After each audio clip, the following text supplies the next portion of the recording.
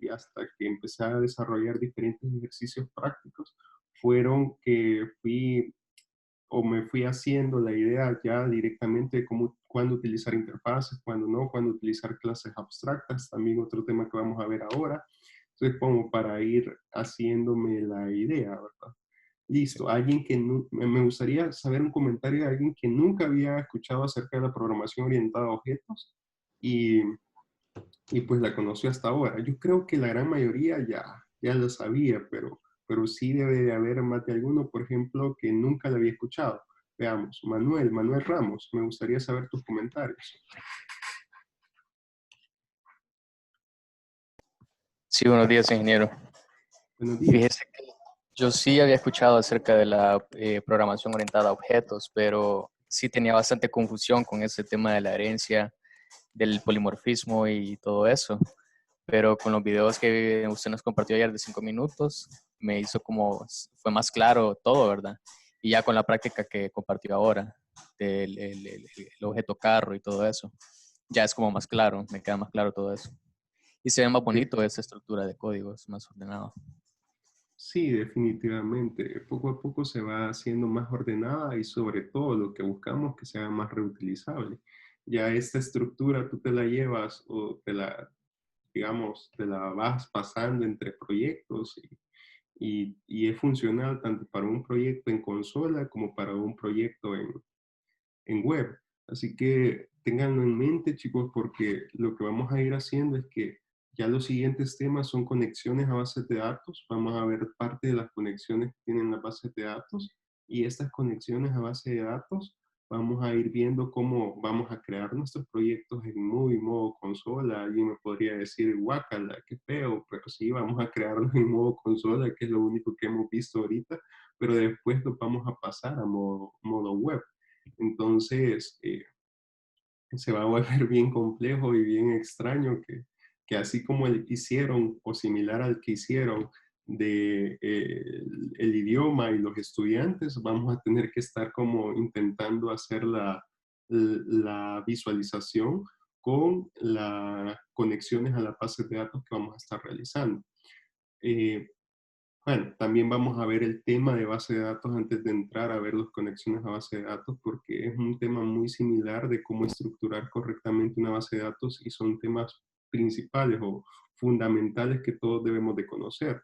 Yo en un inicio yo solo creaba una simple tabla y con eso me bastaba para hacer todo mi sistema, pero poco a poco fui comprendiendo de que ya no es necesario una tabla, sino que necesitaba dos, necesitaba tres y de hecho esas dos o tres que creaba se necesitaban otras más que sean catálogos y así iba subiendo el nivel hasta que llegué a un nivel de estructura bastante bueno, teniendo en cuenta las tres referencias, o sí, referencias normales o normativas que debe tener toda base de datos. Ya las vamos a ver más adelante.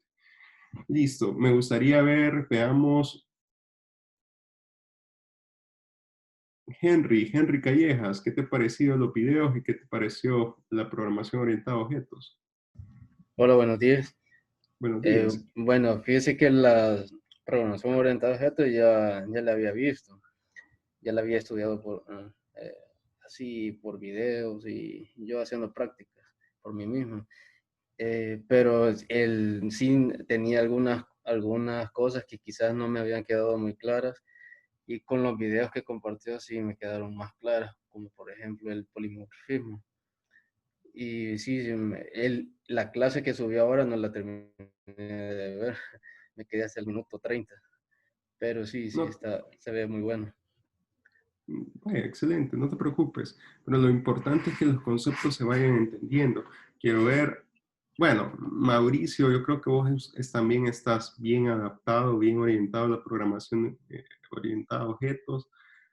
Así que solo me gustaría saber tus comentarios en relación a cómo lo has visto. ¿Se me escucha? Sí, Vaya, a mí la verdad es que yo ya había visto esos videos, ya había visto ese canal desde antes, porque me lo recomendaste de la nada. Y sí son videos bastante interesantes porque son más como para gente que nunca ha programado, que tiene poco conocimiento de programación y se lo explican de una forma como general, por así decirlo. Igual la clase yo tampoco la terminé de ver, pero sí en mi experiencia, lo que es programación móvil es 100% orientado a objetos, todo. O sea, todo se va manejando como por métodos, todo, o sea, básicamente todo es orientado a objetos. Entonces sí tengo, o sea, sí estoy un poco más como experimentado en eso, pero fue bastante interesante todo lo de los videos, volverlos a ver, la verdad es que fue bastante interesante. Excelente, Mauricio. Bueno, listo. Si gustas, empecemos con la clase. Para esta clase ustedes van a ser los que me van a ayudar a mí a desarrollar un programa. Y este programa vamos a tratar de hacerlo con todos los mecanismos necesarios. De hecho, quiero ver si hacemos desde un programa desde cero o utilizamos uno ya existente.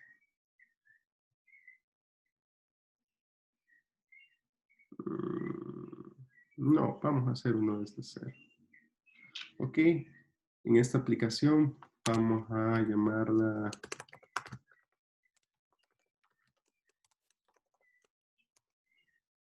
aplicaciones, donde aquí me gustaría tener un paquete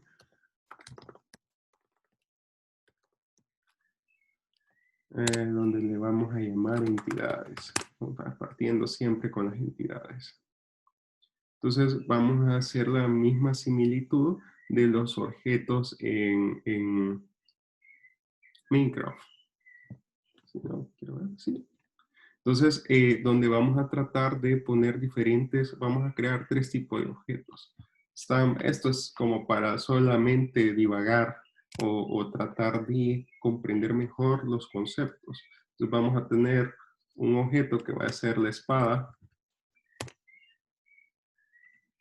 Vamos a también tener unos objetos que va a ser los cubos. Y vamos a tener otro objeto que va a ser el personaje. ¿Ok? Pero para esto nosotros necesitamos definir ciertas reglas. Nosotros imaginemos que estamos haciendo un videojuego. En este videojuego necesitamos definir unas reglas por cada una de estas entidades. Veamos. Disculpen, aquí voy a volver a habilitar el chat. Sí, se puede llamar Steve. Veamos, voy a poner también los participantes por si alguno de ustedes tiene alguna duda en particular. Listo. Entonces, ok, ya tenemos las entidades que son cubos, espadas, personajes. Listo, excelente. Entonces, pero para todas estas, vamos a hacer como ciertas o vamos a poner ciertas reglas. Donde vamos a crear un conjunto de interfaces para que esos objetos puedan como aplicarse ciertas reglas. Vamos a ver. Entonces en esta siempre le dijo Java y voy a establecer que va a ser una interfaz. Entonces, y le voy a colocar que voy a hacer un cubo interfaz. Okay. Entonces, a partir de aquí me gustaría que ustedes me ayudaran a abstraer qué es lo necesario, qué es lo obligatorio que debe de tener un cubo de, por ejemplo, un videojuego así como Minecraft. Veamos. ¿Ideas?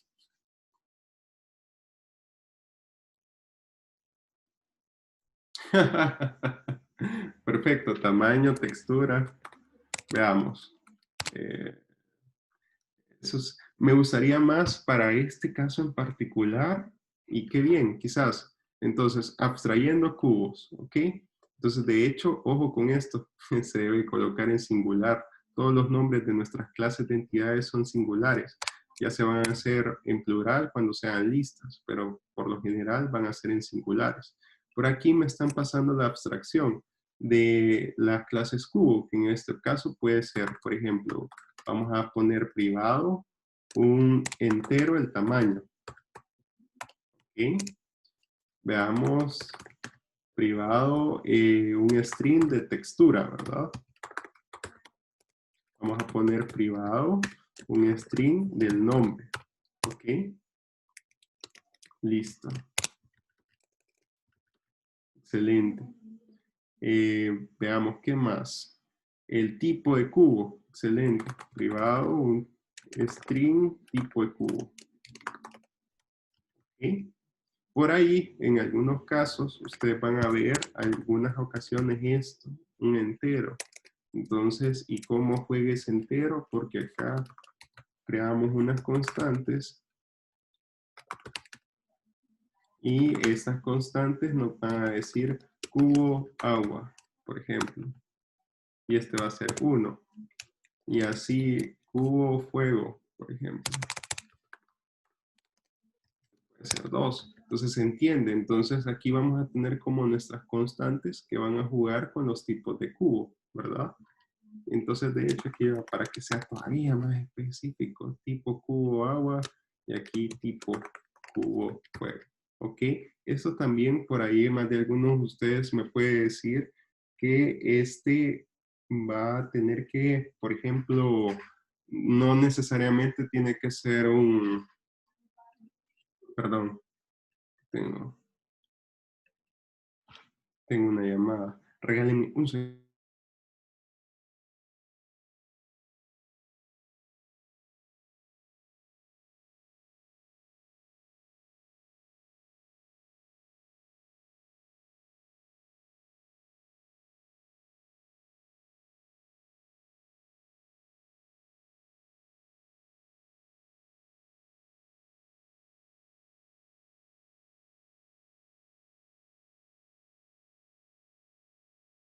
Listo, perdón. Disculpas. Listo, entonces por aquí me pueden decir, mira Luis, si esto es necesario estar definiendo todas esas constantes y como delimitarle qué es lo que va a hacer y en efecto, sí es necesario porque con esto nosotros empezamos a colocar validaciones, como lo vimos en las clases de las direcciones. Queremos que gire a la derecha o queremos que gire a la izquierda, porque no hay un girado, pues por ejemplo, de girado 360. Entonces, de hecho, los carros no permiten un giro, un vehículo no permite un giro 360 actualmente. O sea, 360 inmediato, ¿verdad? O sea, podemos hacer un giro en U, pero no un 360 de forma inmediata. El único que existe es el Lamborghini, que actualmente gira las llantas de atrás al igual que las de adelante, pero en dirección inversa como para dar más tracción al carro, pero no permite realizar un giro 360 como tal. Pero bueno, esto es otro tema. Entonces, por aquí podemos utilizar estas constantes o alguno de ustedes me puede decir, mira qué feo las constantes. Podemos utilizar un enum. ¿Y qué es un enum? Al final los enum son como pequeños objetos que nos permiten a nosotros definir como este tipo de atributos especiales que van a estar quemados, por así decirlo, que van a estar fijos para un caso particular. Veamos. ¿Definimos enum? Sí, definamos enum.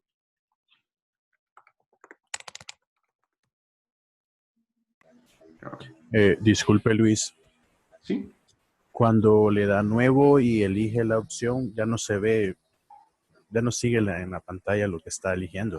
Perdón. Te voy a compartir entonces todo el escritorio completo y voy a Ok, salirme de algunas aplicaciones que tengo aquí. Listo. Excelente. Vale, entonces como les mostré, bueno, no les mostré, pero les voy a volver a explicar. Cuando le damos clic derecho nuevo, aquí podemos seleccionar Java y en la sección del Java, aquí es a donde seleccioné la interfaz. Ya vamos a ver para qué nos va a servir esa interfaz. Aquí voy a estar seleccionando el Java y voy a seleccionar del Java un enum.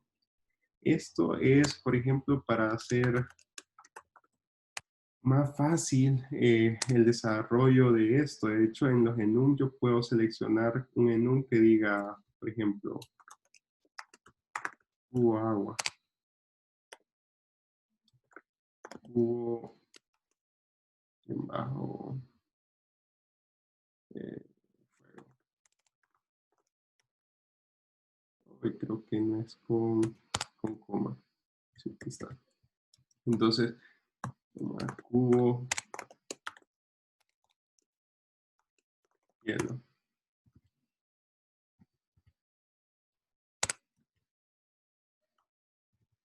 Entonces, y así podemos seguir haciendo diferentes cubos. ¿Y qué es lo que yo voy a tener acá? Entonces, de hecho, esto no es un cubo, sino que aquí yo lo llevaría como un enum de tipos de cubo. Voy a hacer un refactor, voy a hacerle un renombre, y aquí serían los tipos de cubo. Ups, refactor.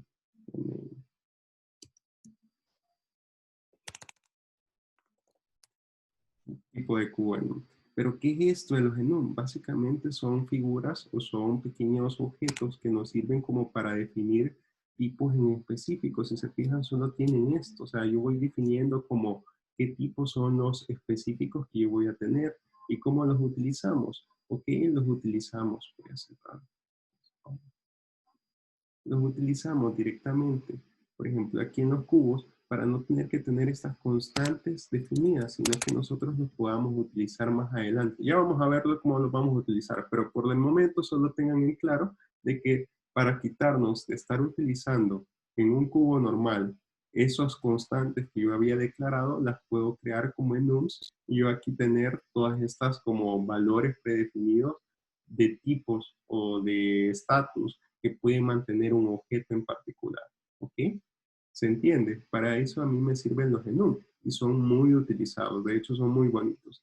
Ahora, si ustedes me dicen, Luis, y para todos mis objetos, por cada tipo yo necesito tener un enum, no necesariamente. Por ahí, cuando ya entremos a ver los temas de bases de datos, vamos a ver que en algunas particularidades sí nos van a auxiliar los enum y en otros casos no. Entonces ahí es decisión de cuando ustedes estén programando de saber cómo utilizar un enum. Ahora, Luis, ¿y los enum están para todos los lenguajes de programación? Sí, están disponibles para todos los lenguajes de programación. ¿Ok? Básicamente es como para definir tipos y estados. Entonces yo sobre todo lo utilizo para eso, para definir tipos y estados, pero se puede volver en algún momento bastante complejo. ¿Y por qué complejo? Porque imagínense que en, digamos, en su día a día les llegan y les dicen, mira, Luis, ahora necesitamos un cubo, que ese cubo, por así decirlo, va a ser de tipo aire. Entonces, y yo ya tengo compilado todo mi programa, entonces, ¿qué es lo que tengo que hacer? Volver, modificar el código y crear ese tipo nuevamente. Entonces, al crearlo, eso me obliga a tener que recompilar mi programa, tener que meterme en código, tener que modificarlo, en vez de tenerlo parametrizado, ¿ok? Entonces, es por ahí que nosotros vamos jugando con esto, ¿ok? Listo. Entonces, nosotros, me gustaría que ustedes pudieran definirme como ciertos comportamientos que un cubo, de hecho, vamos a crear mejor esto, vamos a hacerlo una interfaz más genérica.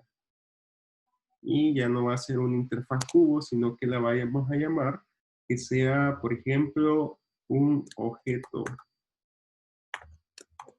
videojuego.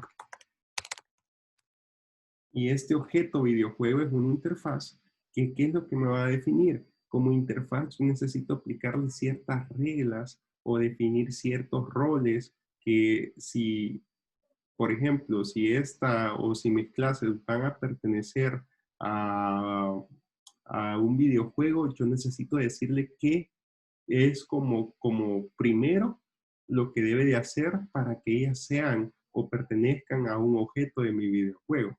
Entonces, imaginemos que la interfaz nos va a definir como esas reglas específicas de qué es lo que yo necesito que estas clases tengan como para decir que van a pertenecer a un videojuego. No sé si se entiende el concepto. Yo creo que es cuando lo vean, lo vamos a ir entendiendo. Entonces, para que un objeto se cree en mi videojuego, por obligación, necesita tener un pequeño método que se llame inicializar. ¿Ok? Entonces, yo le voy a decir que todos mis objetos van a tener este método que se va a llamar inicializar. ¿Ok?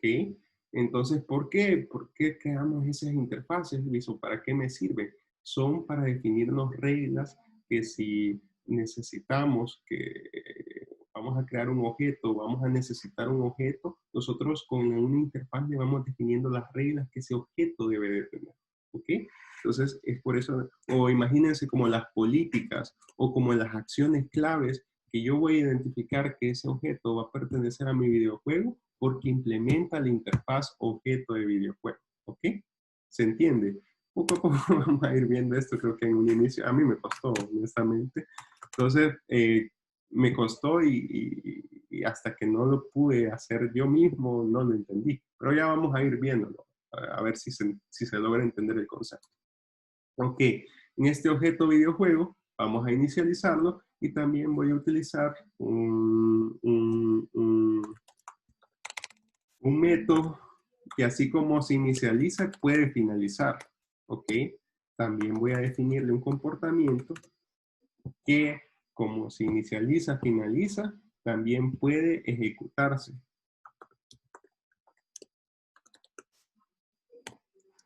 ¿Ok?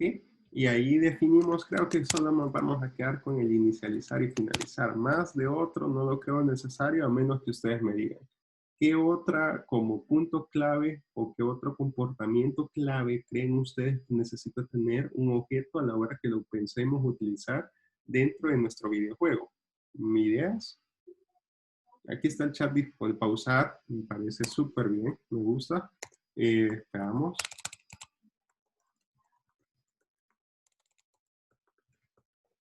Pausar, ¿qué más? Nivel, ok. Pero nivel sería más un atributo, fíjate, Carlos. Ahí sí, me gustaría subir nivel, ese sí, de acuerdo, ese sí, subir nivel. Ahí está. Revivir, de acuerdo, pero creo que nos vamos a quedar aquí, si no, reiniciar, sí, excelente, nos vamos a quedar hasta acá porque si no se nos va a volver una clase muy extensa. Bueno, entonces inicializamos, finalizamos, pausamos y subimos de nivel, ¿ok? Entonces con esto son como las claves que yo necesito que se implementen al momento que voy a hacer un objeto o que voy a hacer un objeto que va a servir para mi videojuego. Entonces, cubo, ok, cubo va a ser un objeto de mi videojuego. Por ende, yo le voy a decir que va a implementar la interfaz objeto videojuego. ¿Ok? Y si se fijan, al utilizarla acá, ella me está diciendo, mira, tenés que por obligación, si vos decís que esta clase va a ser un objeto de videojuego, necesitas por obligación implementar todos los métodos que esta clase te está diciendo. ¿Ok? ¿Se entiende? Entonces ahí es a donde hacemos nosotros ese amarre y se miran lo importante que tiene o que juega el papel de una interfaz. Juan, dinos, que veo que tienes levantada la mano y disculpa que no había visto. Voy a subir esto un poquito más. Hola, hola, ¿me escucha? Sí. Perdón, de hecho tenía una duda, pero ya lo pasamos bastante. Era de No te las preocupes. propiedades que usted estaba hablando, de que las declaraba como constantes. Ajá. Por ejemplo, para poder designar los tipos, que le había puesto tipo 1 que era agua, el otro que era tipo 2 que era lava, creo. Sí. Entonces, por ejemplo, yo en otras clases me indicaban que esas propiedades, por así decirse, específicamente yo tengo que declararlas especificarlas en la base de datos y luego recuperarlas de igual manera como las características de la entidad. Entonces, por qué tengo, es decir, ¿por qué tengo la opción en este caso de poder declararlas de una vez en la entidad o declararlas en la base de datos y nada más llamarla por el tipo de datos? Es decir, ¿en qué me beneficia? Ah, porque vos vas haciendo tus propias reglas, vas haciendo tus propias validaciones. Entonces, si, por ejemplo, en el enum no hay ningún, digamos, tú ingresas, por ejemplo, el tipo cubo aire y yo te he definido que aire no puede existir, o sea, solo puedes crear tipos de agua, fuego y hielo, porque esos son los únicos que soportan mi plataforma, nada más, ¿me entiendes? Entonces, si tú vienes y tratas de crear un tipo de aire y un automático te digo, no, eso es inválido, no manejamos tipos de aire, no hay ningún cubo tipo de aire, ¿me entiendes? De hecho, aquí nos faltó tierra. Pero entonces, esos son como reglas que vos vas creando en tu programa y tú bien dijiste. Hola, buen día. ¿Cuál es la diferencia de crearlas en la base de datos a crearlas dentro de tu software o dentro de tu sistema? La ventaja es que no tienes que bajar a la base de datos, sino que ya las tienes disponibles en tu sistema. Eso le quita procesamiento a tu sistema a la que tengas que hacer una conexión a la base de datos, bajar a la base de datos, obtener el valor y cargarlo. ¿Se entiende? Entonces, ojo, puede muy buena práctica en un futuro manejarlo en base de datos. O sea, eso no, pero no se lo estoy quitando. O sea, en base de datos es lo recomendable, pero cargarlo una vez en todo tu programa. No estarlo como yendo por cada vez que lo vas a necesitar, a bajar a la base de datos y obtenerlo. Eso ya vamos a ver temas de rendimiento, ya vamos a ver cómo mejorar esos top de rendimiento, pero así es como se deben de hacer. Carlos, dame un segundo. Entonces, pero ¿para qué nos sirven? Por ejemplo, no sé si tú te diste cuenta de que es también, por ejemplo, si tú utilizas un Gregorian Calendar, puedes decir que vas a utilizar, por ejemplo, el mes de abril, el mes de agosto, o un día de la semana, ¿ok? Entonces, esta es información que si nos vamos al objeto y te fijas, aquí están todas las constantes, entonces, que él está utilizando. Entonces yo te pregunto, ¿crees que un día de la semana va a existir un 13º mes? ¿Va a existir un día de la semana 30, perdón, sí, una fecha de día de la semana 32? Sí, definitivamente no, ¿verdad?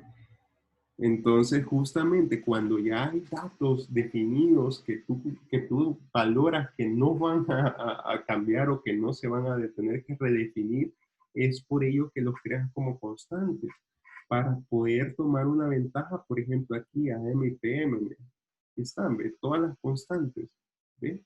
Entonces, hora del día, entonces, y así es como Java, o sea, tomando este patrón de diseño es como nosotros lo implementamos. Por ejemplo, yo sé que minutos son minutos y nunca va a cambiar un minuto, no me van a voltear de que van a existir miliminutos, por ejemplo, no, o sea, un minuto es un minuto, y punto. Segundos son segundos, y punto. Milisegundos son milisegundos, y punto. Entonces, es ahí donde yo puedo empezar a jugar con esos valores que yo ya sé que están predefinidos y que no van a cambiar. Entonces, por ende, no necesito irlos a configurar a una base de datos, sino que ya los puedo yo dejar preconfigurados en código y utilizarlos. Ahorita, obviamente, estoy creándolos aquí porque no tengo una base de datos a donde soportarlos, sino que estoy jugando con mi sistema nada más, con mis objetos que voy a crear en memoria. Por eso es que se crean los enum. Y los enum son muy utilizados, o sea, son muy utilizados dentro de nuestros patrones de diseño, son de los objetos que mayormente se utilizan, pero sí nos obligan que si, o si tienen la desventaja que si hay un cambio en un enum, eso te obliga a tener que volver a recompilar tu código. Por ejemplo, si tenés el estatus activo e inactivo y vienes alguien y por algún motivo te toca crear el estatus, por ejemplo, waiting o en pausa, no sé, algo así. Entonces, ¿y qué vas a hacer? Y vos ya lo tenías programado con un menú. Entonces te va a tocar crear una base de datos y abrir tu código, modificarlo y que se sincronicen, ¿verdad?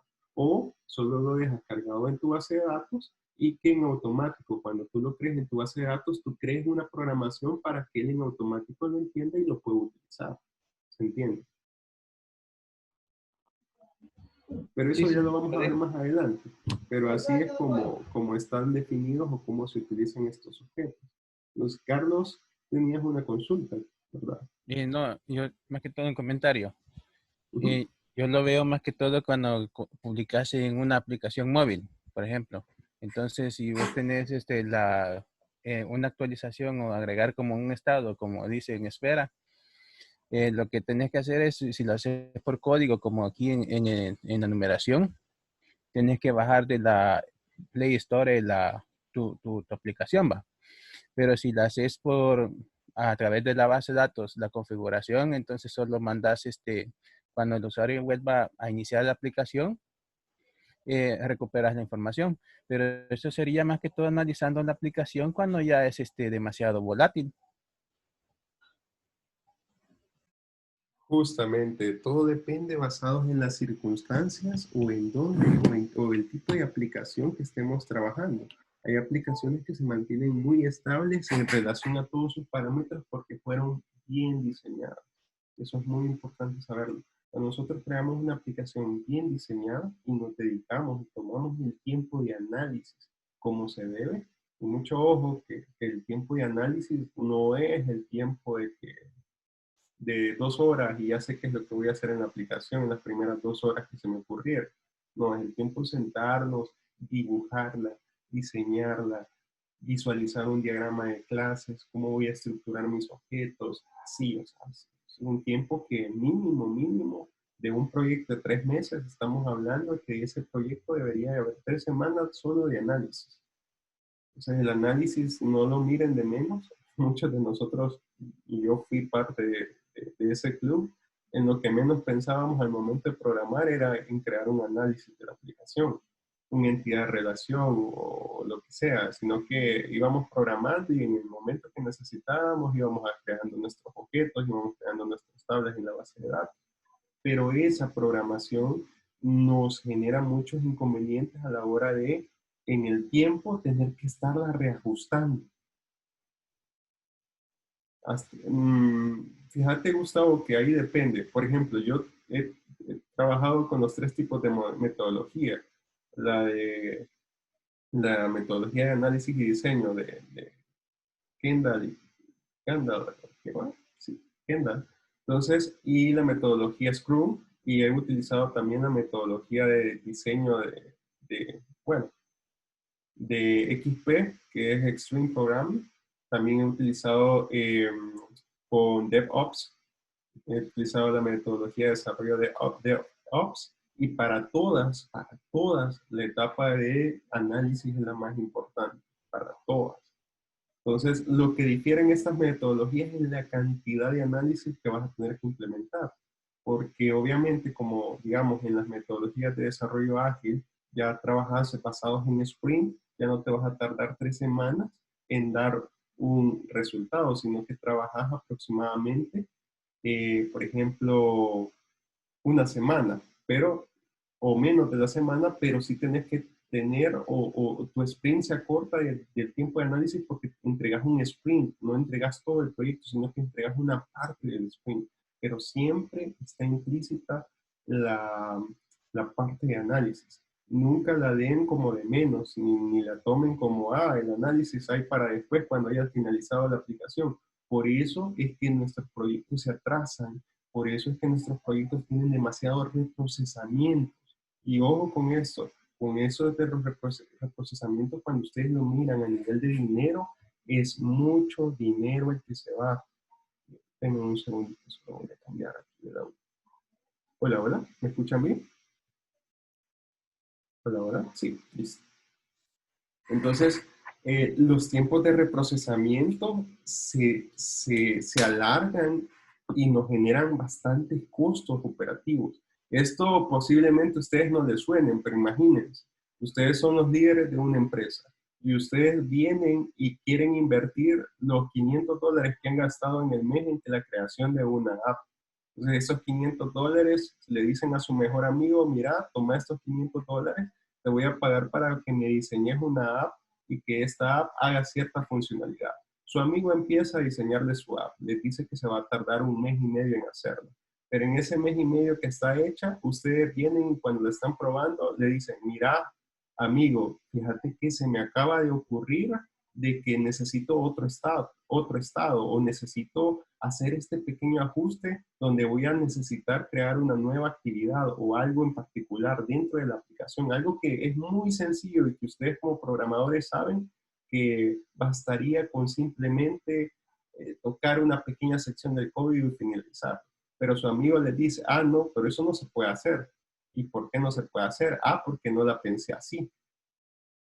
Y para eso necesito cobrarte otros $200 para solo cambiarte esa pequeña parte. ¿Se entiende? ¿qué sentirían ustedes al momento de que su amigo les diría esa cosa? O sea, les dijera ese argumento. O sea, ¿cómo es posible que me vayas a cobrar por hacer esta cosa que esto hasta con los ojos cerrados lo haría yo?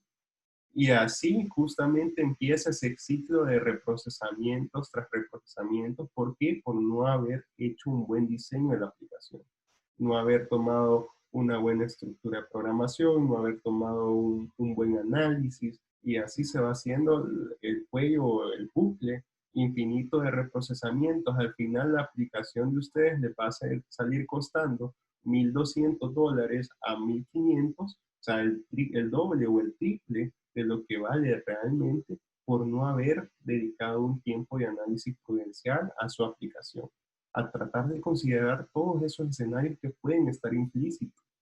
Entonces, ojo, mucho ojo con esto.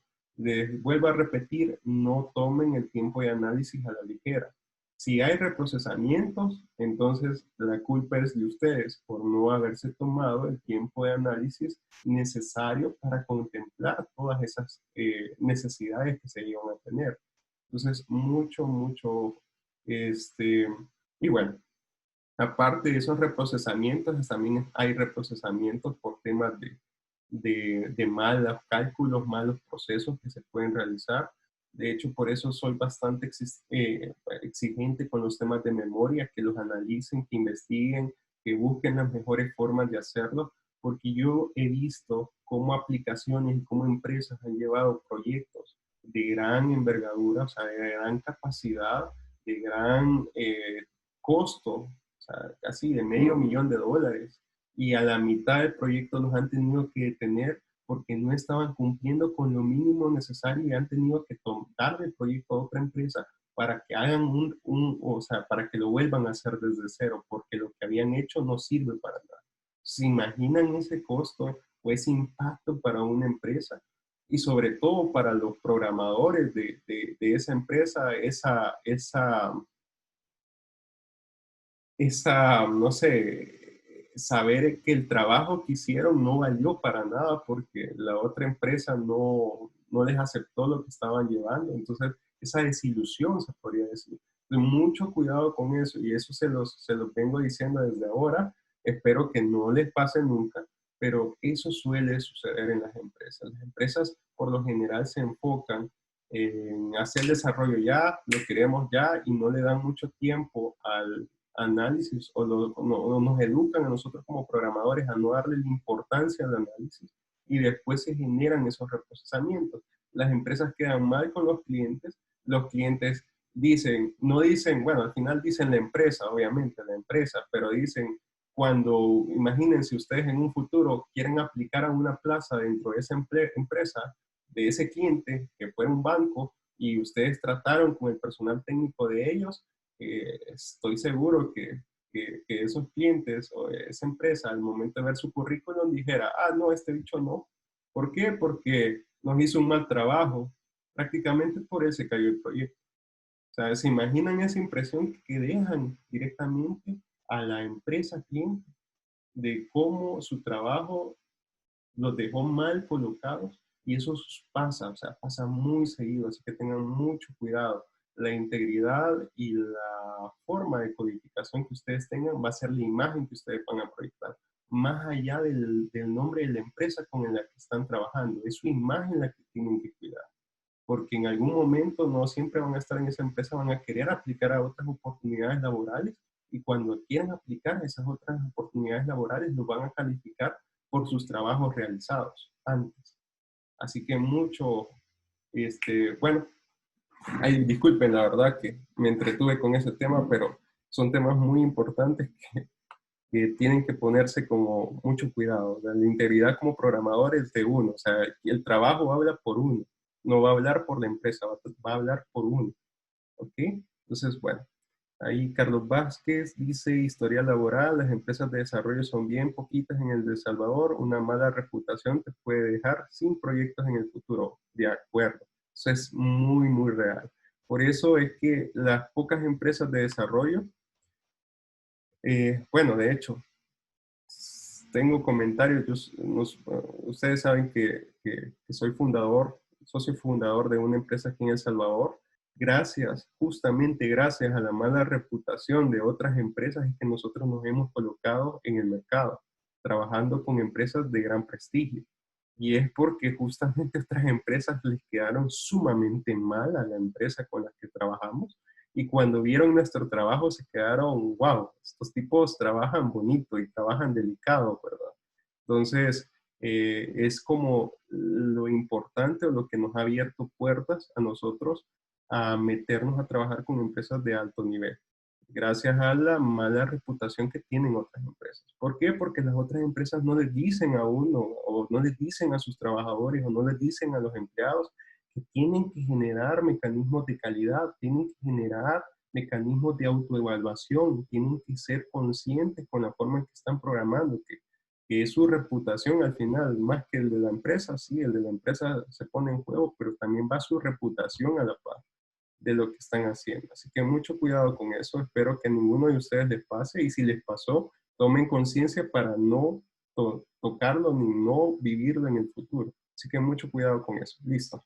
A disculpar ese pequeño paréntesis. Empecemos nuevamente con esto. Así que creo que se entendió. Ahorita vamos a manejar esto en nuestro código debido a que no estamos interactuando con una base de datos. Ya más adelante les voy a enseñar cómo interactuar con una base de datos y cómo mejorar que esto, en vez de que quede quemado, quede centralizado o quede configurado en una base de datos. Pero esto es algo que se utiliza comúnmente y que es muy útil, la verdad que es muy útil. Listo. ¿Y cómo utilizamos eso, Luis? Al final aquí en aplicaciones, tú puedo colocar ahora de mi objeto, perdón, el tipo cubo en un, y yo solo le digo, este va a ser de agua. Entonces, se fijan lo fácil que puede ser. De hecho, aquí me está dando un error. Que tengo que asignar a una variable. En este caso, porque, ok, tengo que asignar el valor, no lo puedo utilizar así nomás, pero así de sencillo es. Tipo cubo en un va a ser tipo cubo de agua. Entonces, aquí ya tengo que cubo de agua va a ser esta variable.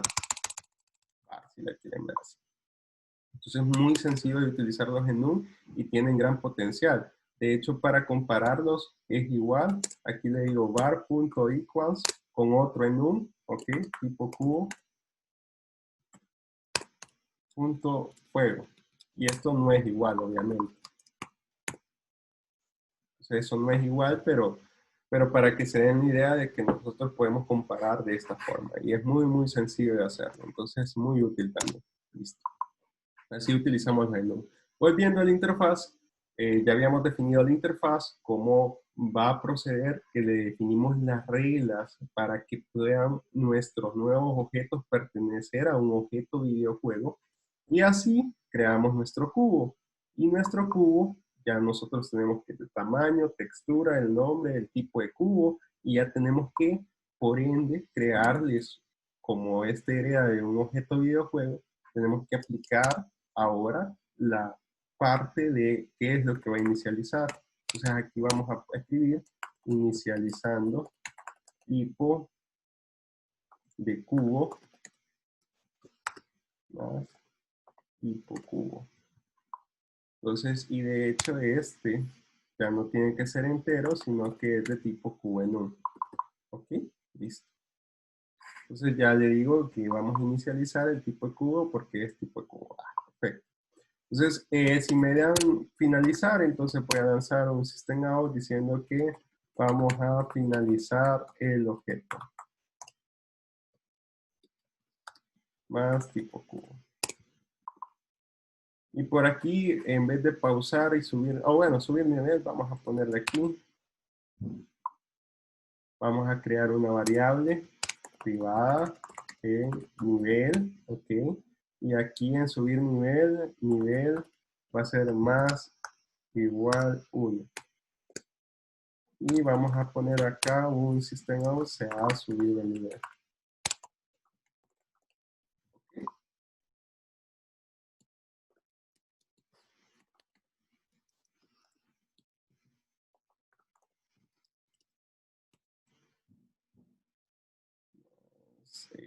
Aquí sería más tipo cubo. Listo.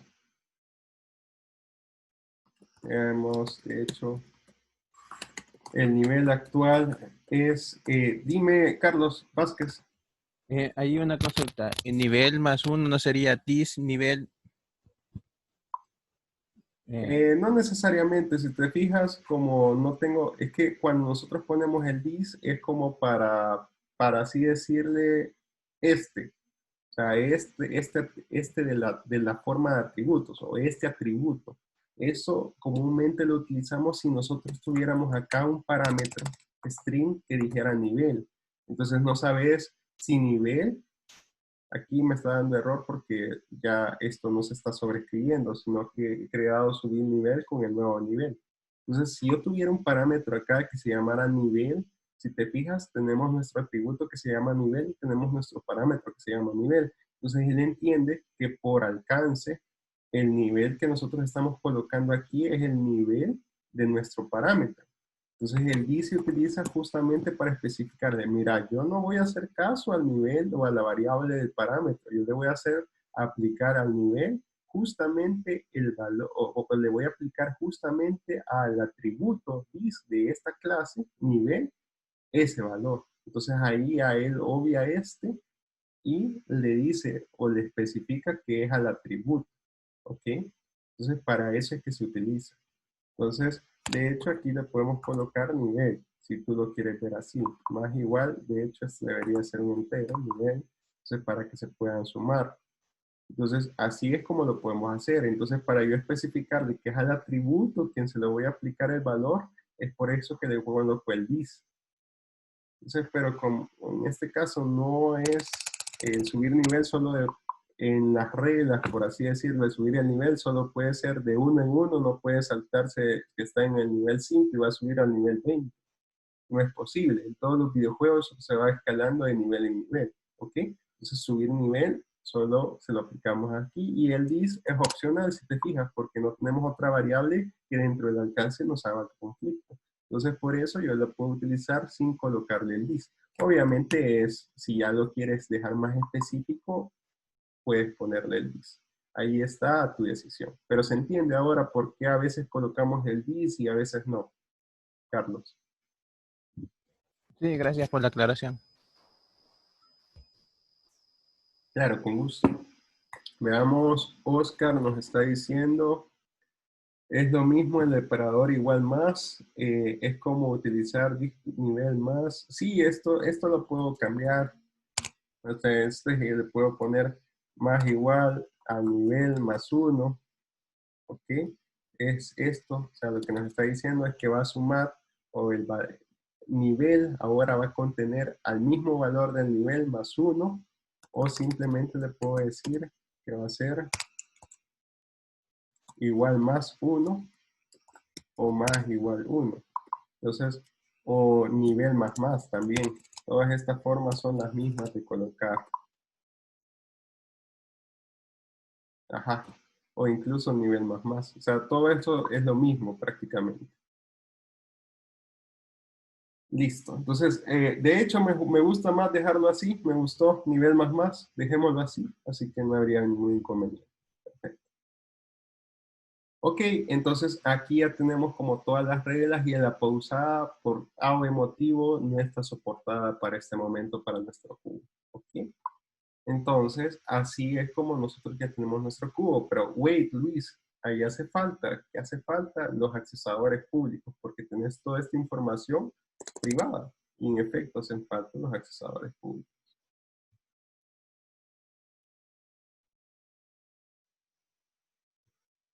Listo. Vaya, perfecto. Hasta este momento, ¿qué es lo que hemos visto? Hemos visto cómo utilizar una interfaz objeto videojuego y cómo esa interfaz la podemos nosotros utilizar para definir las reglas como comportamientos principales que va a tener nuestro objeto para que nosotros identifiquemos que sí, ese es un objeto de videojuego, ¿ok? ¿Por qué hacemos eso, Luis? Porque imagínense, ahora que nosotros vayamos ya a nuestra aplicación y nosotros queramos hacer esto. Entonces nosotros venimos y nosotros vamos a saber que vamos a tener un objeto videojuego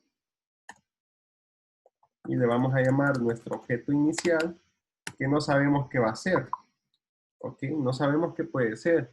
Entonces, y de esa forma nosotros sabemos que todo nuestro objeto videojuego, al momento de iniciar, siempre va a tener un método de inicializar. Obviamente aquí me va a dar error porque me dice que no he asignado ni he inicializado nuestra variable objeto videojuego, ¿ok? Pero ahora yo ya le puedo decir que sí, mi objeto videojuego, entonces puede ser ¿de qué? De tipo cubo. Entonces yo aquí le puedo decir que este va a ser un nuevo tipo cubo. Entonces ya lo mando a inicializar. Creemos otro objeto, por ejemplo la espada, que va a ser una implementación de mi interfaz objeto videojuego.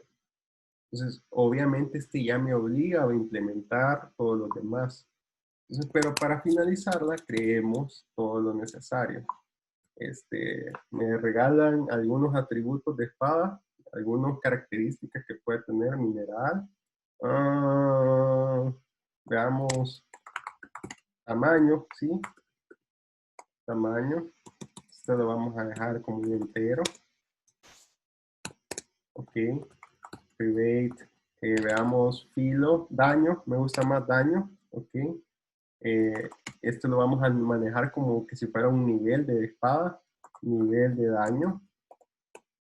Ok. Veamos el tamaño, creo que está escrito para la parte de lo largo. Material, me gusta, string material. Entonces aquí ya ustedes están abstrayendo su objeto, o sea, ya estamos aplicando la abstracción. Está muy bien, o sea, todos estos datos que me han pasado están excelentes. Vamos a crear sus accesadores públicos. Entonces, y como yo sé que este es un objeto videojuego, ya yo sé que al inicializar solo voy a hacer un copy-paste nada más para facilitarme la vida. Aquí.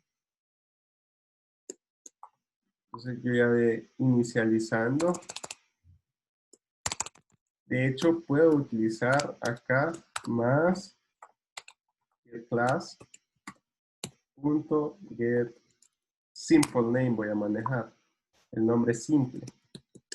Y aquí igual a inicializando.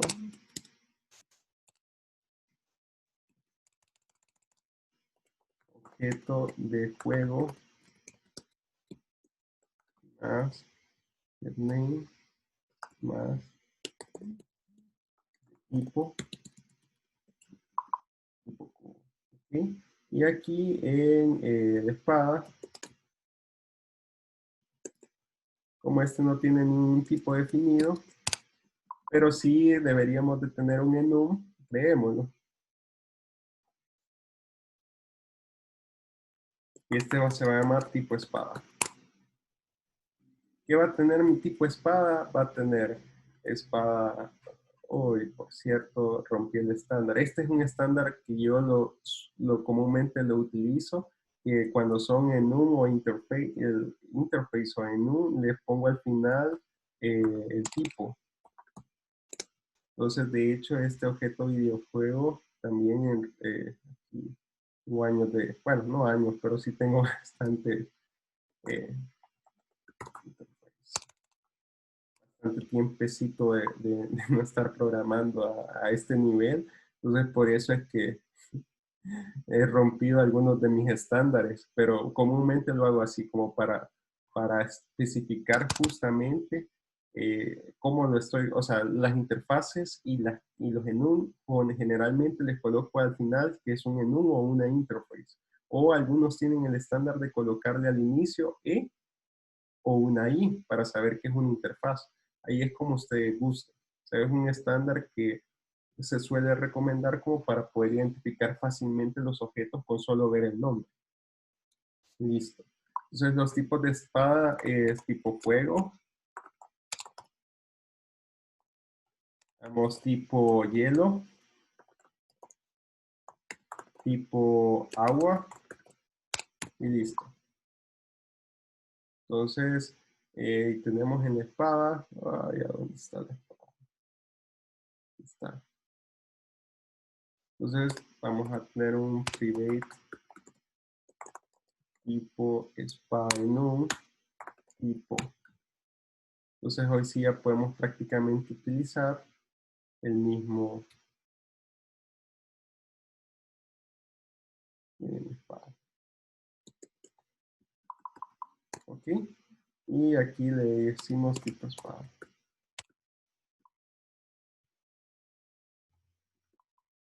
Y como está inicializando, o sea, como por así decirlo, vamos a, esto ya lo tenemos bien bonito, bien armado. Vamos a hacer algo bastante bonito. Vamos a crearles un constructor a nuestros objetos videojuegos y que en el constructor creemos ciertos valores por defecto, basados en el nivel. Vamos a crear un constructor, vamos a sobrecargar utilizando polimorfismo el constructor para crear un constructor vacío, un constructor que no tenga nada y un constructor que reciba todos los parámetros, ¿ok? Entonces aquí vamos a utilizar este polimorfismo y que si nos mandan invocar espada directamente, yo le pueda decir, mira como está partiendo desde cero, o sea, se acaba de crear este objeto, por ende, dis.nivel de daño va a ser igual a 1. Dis.nivel, por ejemplo, veamos, el tamaño va a ser igual a 10, que es como por defecto, es el tamaño más mínimo, y de hecho aquí podemos manejar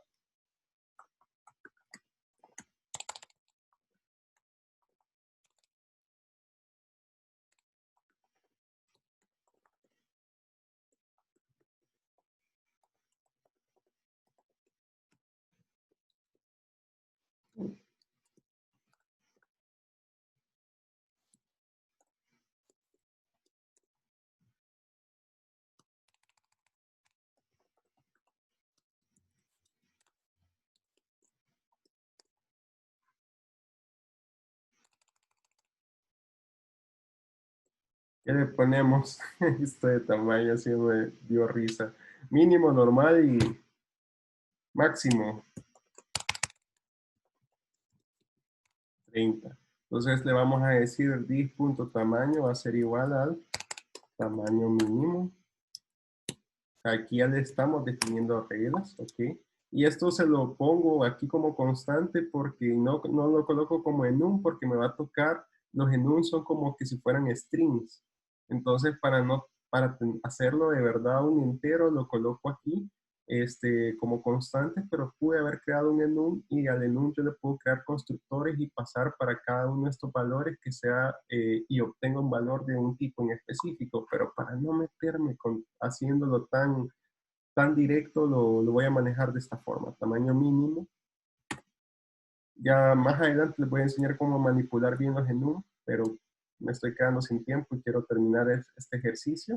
Ok, y el tipo de espada vamos a colocar que si me lo crean por defecto, ok, el tipo de espada por lo general va a ser de tipo espada, tipo fuego, por ejemplo. Es si me lo mandan a llamar, creando como sus valores por defecto. Y dis.material, veamos, creo que a esto se refiere el material. Creo que el material hasta lo puedo obviar en este sentido. Ok, para no alargarme tanto tiempo. Listo. Entonces aquí tengo ya mi espada creada. ¿Qué también puedo hacer? Puedo sobrecargar utilizando polimorfismo nuevamente el constructor para decirle que yo puedo recibir un tipo de espada en particular. Entonces ya ese tipo de espada va a ser el tipo de espada y voy a crear los otros datos o valores. El nivel siempre va a inicializar con 1 y el tamaño va a ser el tamaño mínimo. ¿Sí? Listo. Entonces, así puedo empezar a sobrecargar mi método o mi constructor espada para decirle que va a trabajar con diferentes parámetros y que cada uno de esos parámetros me le va a dar una acción diferente. ¿Sí? Va a realizar una acción diferente por cada uno de esos parámetros. Listo. Excelente. Entonces aquí ya lo tengo. Entonces con esto yo lo que puedo venir es que ahora que yo ya tengo espada porque me está dando error aquí. Individual, ok. Entonces que ahora que ya tengo inicializado mi objeto, ya le puedo decir que no va a ser de tipo cubo, sino que puedo venir y ahora decirle que va a ser de tipo espada. Y va a ser espada vacía. Y siempre voy a poder inicializar. ¿Se fijan? Por ahí se recuerdan que alguno de ustedes me comentó que por qué en las listas, siempre por lo general yo lo mandaba a hacer así, list string, de esta forma, lista, y después tenía que especificarle la clase, arrow list. ¿Ok? String. Entonces, ¿por qué tenía que hacer esto y no poner acá directamente? Uy, ¿qué es lo que pasó aquí? Incompatible string. Uy, lo escribí mal. ¿Ok? Entonces, ¿por qué tenía que hacerlo así y no podía hacerlo así? ¿Ok? Entonces, y es porque la lista es una interfaz. La lista no tiene acciones, sino que ya solo me define qué cosas son lo que es lo que contiene el arrow list. O qué acciones contiene el arrow list que se parecen a otras acciones. ¿Ok? Entonces, es por eso mismo que lo hacemos. Aquí me puede venir cualquier objeto. Puede ser una espada, puede ser un cubo. ¿Ok? Aquí un cubo. ¿Listo? Puede ser un cubo, una espada, y yo por ende lo voy a poder utilizar y lo voy a poder operar como un objeto de videojuego. Pero ¿qué pasaría si ahora le paso un personaje? El personaje me da error porque el personaje me dice que no tiene la interfaz objeto videojuego implementada. Por ende, yo no puedo utilizarlo para tratar de inicializarlo. Solo puedo inicializar por el momento el cubo y la espada, porque el personaje no tiene la interfaz, y si se fijan, no tiene implementada la interfaz para que yo lo identifique como aplicación, como de tipo de videojuego. ¿Se entiende? Entonces, así es como nosotros vamos jugando con las interfaces. ¿Y por qué las interfaces forman parte fundamental en nuestro desarrollo de videojuegos? O, perdón, en nuestros desarrollos de generales, no de videojuegos solamente, en nuestros desarrollos generales. Entonces, es así como nosotros vamos jugando con las interfaces y lo que las diferencia de una herencia normal. Volvamos al ejemplo anterior para que no tenga que hacer otra vez algo acá nuevamente. Y en nuestro ejemplo anterior, si se recuerdan, allí sí utilizamos correctamente la herencia, porque creamos un vehículo y programamos funcionalidades. Y a cada una de estas funcionalidades, acá, cada una de estas funcionalidades, yo las podía heredar en mis diversos vehículos. En camión, ya yo, perdón, no, a camión no lo utilizamos. En motocicleta, ya yo heredaba de vehículo y ya no tenía que por qué decirle que iba a hacer un giro ni nada, porque ya vehículo tiene esa funcionalidad que me indica que yo puedo girar o yo puedo moverme hacia adelante y hacia atrás. Por ende, solo me detenía a especificar ya atributos relacionados solamente a la particularidad de las motocicletas. O sea, esa es la diferencia con una interfaz, que la interfaz a mí no me da funcionalidades, sino que me define una forma o una política de cómo establecer mis objetos o qué deben de contener mis objetos para que yo los pueda aceptar. ¿Ok? Entonces, ese es como parte fundamental del uso de la interfaz. Ahora, Liz, hace funcionar esto. ¿Ok? Si yo lo hago funcionar, hagamos aquí otra vez. ¿Ok? Entonces, y voy a crear mis espadas. Aquí algo, objeto inicial. Objeto 1 le voy a poner y objeto 2.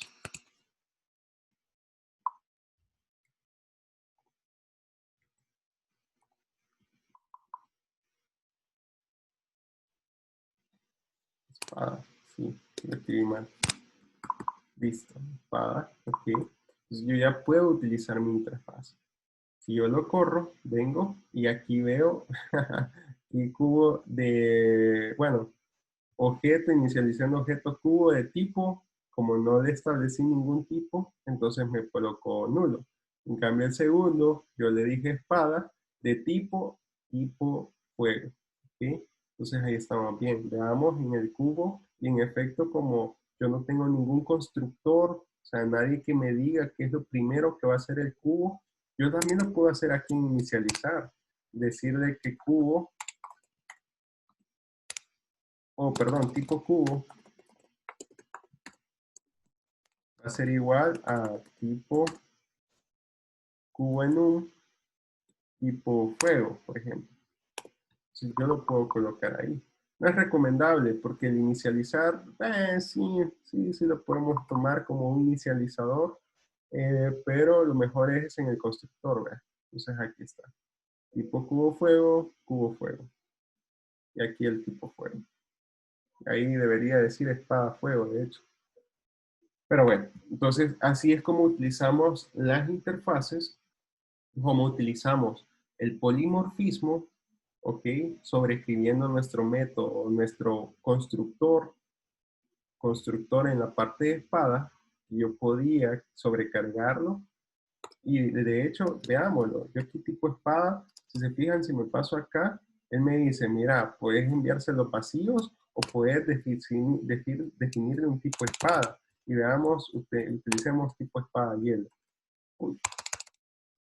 Entonces, y a esto me va a crear mi objeto, pero ahora tipo espada hielo. ¿Ok? Entonces yo ya puedo ir como sobrecargando mi mismo constructor para que tome diferentes acciones y yo establecer los valores o los parámetros. De hecho, a mi espada, porque he obtenido una espada oculta en algún lugar, entonces yo ya le puedo mandar de espada, punto el nivel.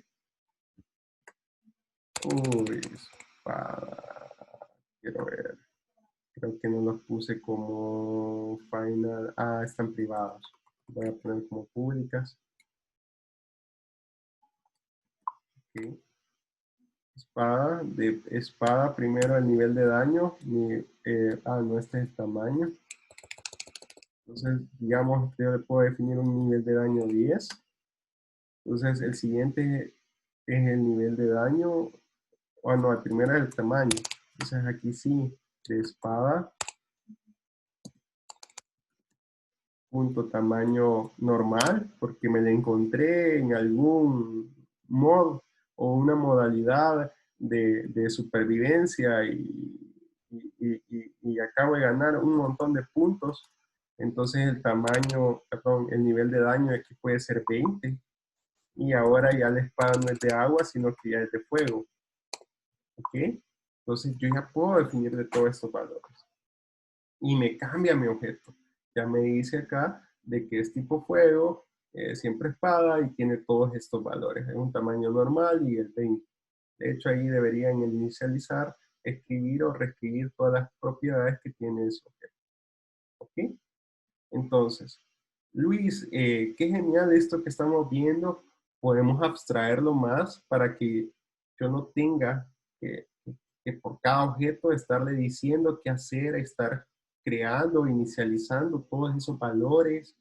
Sí, sí se puede hacer. O sea, puedes crear, venir, creamos y aquí en la creación podemos ya decir, ok, a partir de aquí nuestras entidades vamos a tener ya digamos, nuestro objeto videojuego. Y nuestro objeto videojuego va a implementar la interfaz objeto videojuego y al implementar la interfaz, como nosotros sabemos que como todo videojuego, ¿cuáles son las cosas básicas que tiene que tener cada objeto de videojuego? ¿Cuáles son las cosas básicas que debe tener cada objeto de videojuego? Podemos hablar del nivel.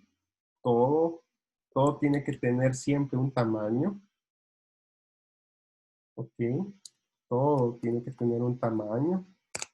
Tiene que tener... Uy, ¿qué le pasó?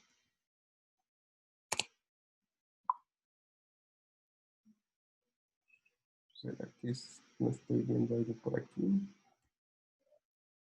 Solo voy a borrar esto, no sé qué es lo que le pasó. Implementar. ¿Cómo pone este punto y coma?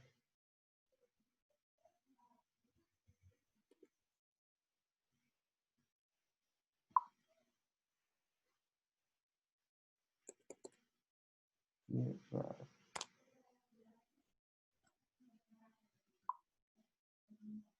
Ah, no, lo creé como en un, perdón, con razón.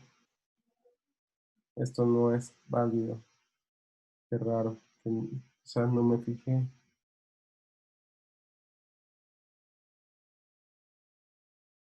Entonces creámoslo. Sí, selecciono este primero, es Java Class. Entonces aquí selecciono directamente un objeto videojuego. Entonces este va a implementar mi objeto videojuego interface. Y ahora mi objeto videojuego, vamos a implementar todos los métodos abstractos. Listo. ¿Y cuál es lo común de todo objeto? El tamaño, el nivel.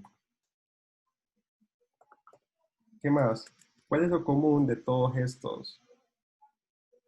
De todos los objetos videojuego. Tamaño, nivel.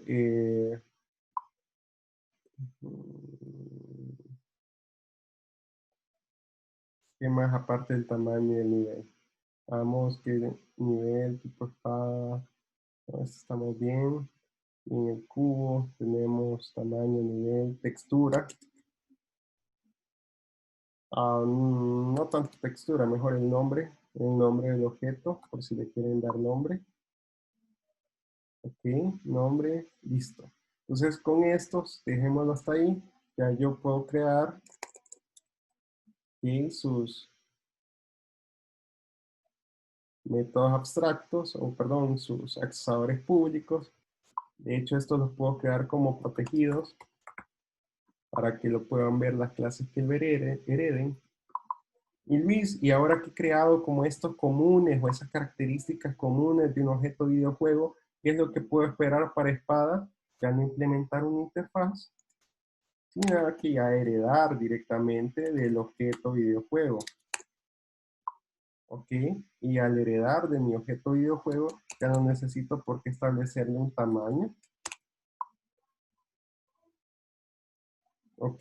Ni necesito por qué tener todo este montón de métodos a menos que los vaya a sobreescribir.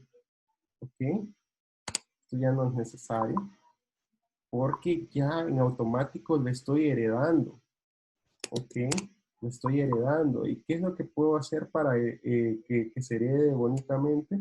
Yo ya vengo y le puedo decir, mira, en caso que se inicialice mi objeto videojuego, que voy a tener aquí, que vamos a inicializar.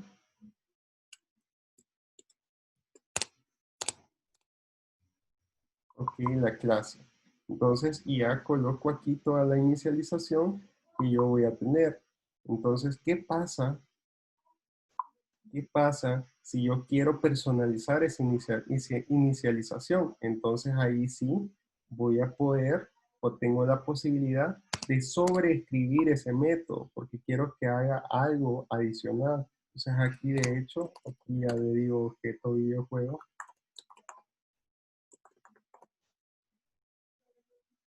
O videojuego.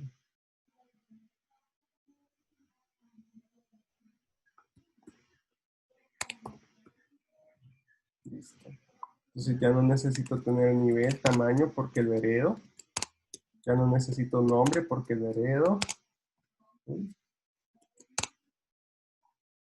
Entonces los elimino de acá. Y listo. Ya solo me quedo con los datos que realmente me interesan a mí. ¿Ok? Y siempre, siempre voy a poder utilizar directamente o voy a poder, por así decirlo, gestionar mis objetos como lo veníamos haciendo. De la aplicación aquí en PUB, ya pues siempre le puedo decir que es una interfaz de mi objeto cubo o de mi objeto espada y de igual forma me van a funcionar. Solo que ahora, ojo, se van a tener que ir Bueno, en este caso, para la espada, si se recuerdan, yo no estoy implementando, no estoy sobreescribiendo los métodos inicializar, entonces él internamente utiliza el objeto inicializar de mi padre, que sería este. En cambio, para el cubo, como yo sí le estoy sobreescribiendo la funcionalidad, ¿ok? Aquí le estoy sobreescribiendo la funcionalidad, entonces utiliza este método y por eso nos imprime en uno más el tipo de cubo. Aquí le voy a dejar un espacio para que se mire bien. Ok, para el tipo de cubo de fuego, y el otro solamente imprime hasta espada, hasta el tipo de objeto. ¿Se entiende? Entonces es así como nosotros empezamos a jugar con todas nuestra programación orientada a objetos para empezar a reutilizar código y que se haga algo sumamente fácil. Así mis objetos, ya sea cubo o mi objeto, bueno, cualquiera de los dos, entonces yo ya tengo la posibilidad de en el objeto 1, punto. Ojo con esto, que aquí por ser una interfaz no me deja ver más allá. O sea, no me permite ver más allá de lo que voy a hacer. Entonces, para que me permita ver más allá de lo que voy a hacer de mi objeto cubo, pues yo ahí sí tengo que hacerle o tengo que hacer como un pequeño casting de decirle, mira, esa interfaz que yo estoy utilizando del objeto cubo, objeto 1, es de tipo cubo, entonces aquí ya puedo yo setear un nombre. Y ya puedo setear un nombre, decirle, por ejemplo, no sé, cubo inicial.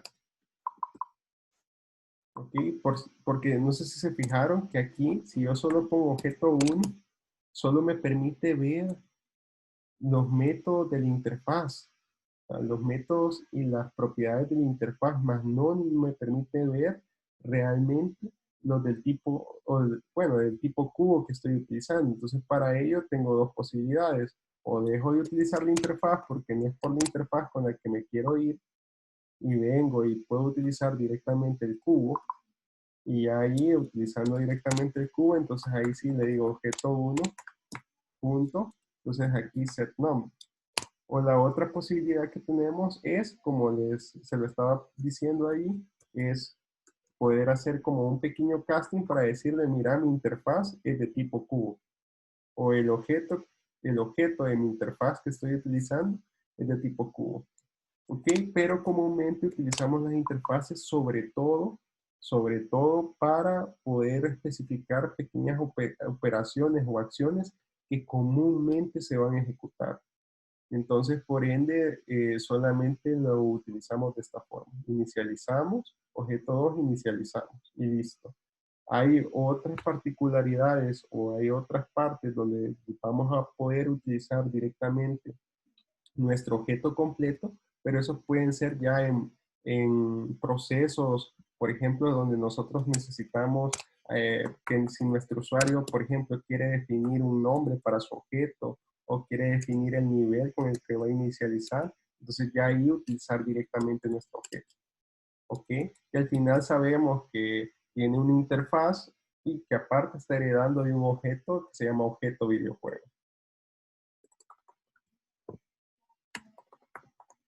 Y aquí le podemos poner prueba objeto cubo.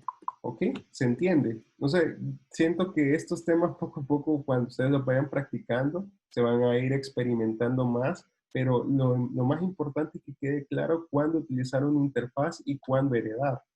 Creo que eso es lo que quiero que quede claro en esta clase y ustedes me dicen si lo logré o no lo logré. O si los confundí más de lo que ya estaban, vemos cómo volvemos a hacer otra práctica para que ustedes se vayan ambientando más y cada vez más en estos temas de cómo podemos aprovecharlos. Porque ahorita acabamos de utilizar una interfaz. De la interfaz definimos por así decirlo, los comportamientos claves y a partir de los comportamientos claves fuimos generando los diferentes objetos. Después, una vez que habíamos creado los objetos, creamos un objeto como principal o un objeto padre y este objeto padre pusimos todos los atributos como generalizados y empezamos a utilizarlo en todos nuestros demás objetos, heredando sus funcionalidades o heredando justamente sus comportamientos. para hacerlos más fáciles. Y así podemos reutilizar el código. Y si se fijaron, tuve que eliminar un montón de código de cubo y de espada porque ya no era necesario tenerlo, porque ya se heredaba de su objeto padre. ¿Se entiende? Me gustaría 2 comentarios por lo menos para saber si se entiende. Veamos primero a Andrea y por último vamos a ir con Gustavo.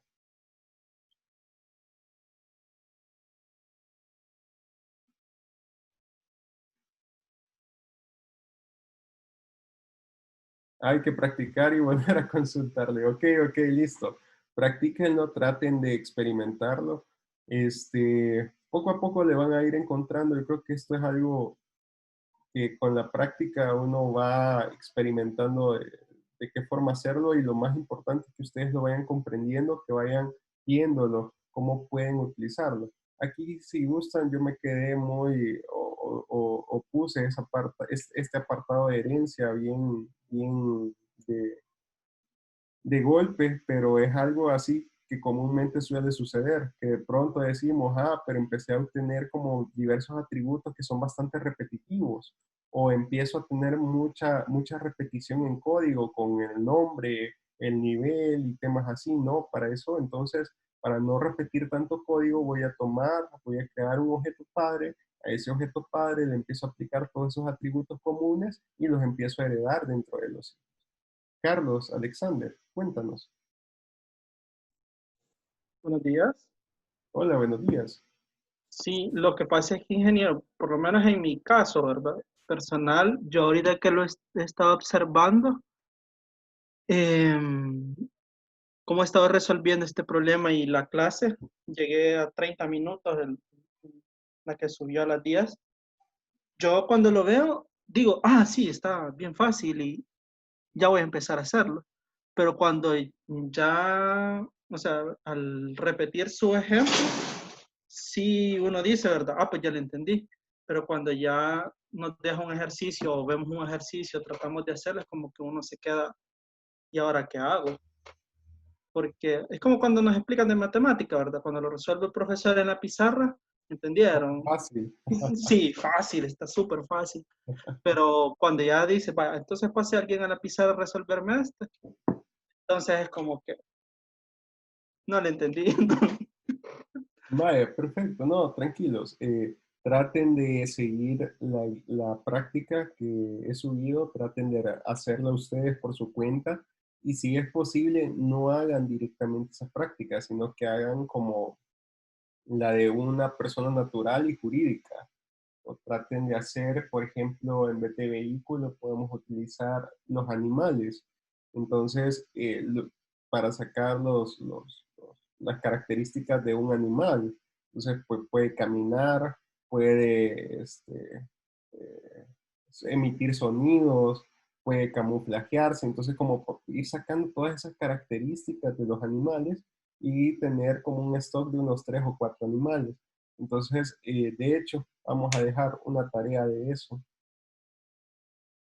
para que tratar de que ustedes puedan ir como tratando de resolver diferentes casos prácticos. Por ejemplo, está también el de, veamos qué más podemos utilizar aparte de los animales, las aves, los animales mamíferos, las plantas. O sea, pueden utilizar casos así bien particulares de objetos que tienen similitud. Las computadoras, hay computadoras de escritorio, laptops, computadoras personales. El celular también ya se utiliza como parte de una computadora. Entonces, que ustedes pueden ver como la diversidad de objetos que pueden empezar a sacar sus generalidades y aparte de las generalidades, entonces ir más a lo específico.